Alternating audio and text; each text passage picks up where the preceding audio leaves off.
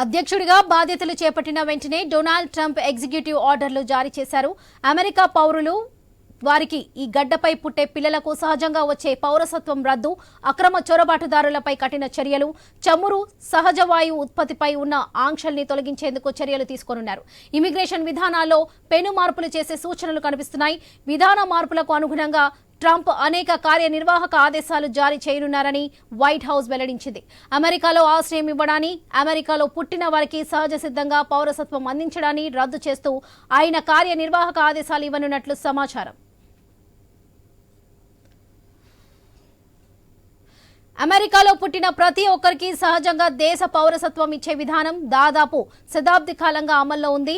అక్రమ చొరబాటుదారులకు పుట్టిన పిల్లలకు, టూరిస్ట్ లేదా స్టూడెంట్ వీసాపై వచ్చిన వారికి అమెరికాలో కాన్పు కాగా పుట్టిన పిల్లలకు ఈ నియమం వర్తిస్తుంది. ఈ విధానాన్ని రద్దు చేసే ప్రయత్నానికి న్యాయపరమైన చిక్కులు ఎదురయ్యే అవకాశం ఉంది. శరణార్థులకు ఆశ్రయం ఇచ్చే విధానానికి ట్రంప్ స్వస్తి పలకనున్నారు.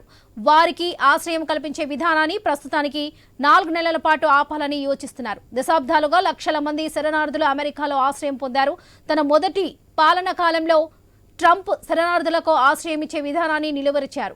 ఆ తర్వాత ఆ విధానాన్ని పునరుద్ధరించిన ఏటా దేశంలోకి అనుమతించే శరణార్థుల సంఖ్యను భారీగా తగ్గించారు. పట్టుకున్న చొరబాటుదారుల్ని అమెరికాలోనే వదిలివేసే విధానానికి ట్రంప్ స్వస్తి పలకనున్నారు. చమురు సహజ వాయు ఉత్పత్తిపై ఉన్న బంధాలన్నీ ట్రంప్ సడలించనున్నారు. ద్రవ్యోల్బణాన్ని తగ్గించేందుకు సంబంధించిన ఒక మెమోరాండంపై ఆయన సంతకం చేయనున్నారు.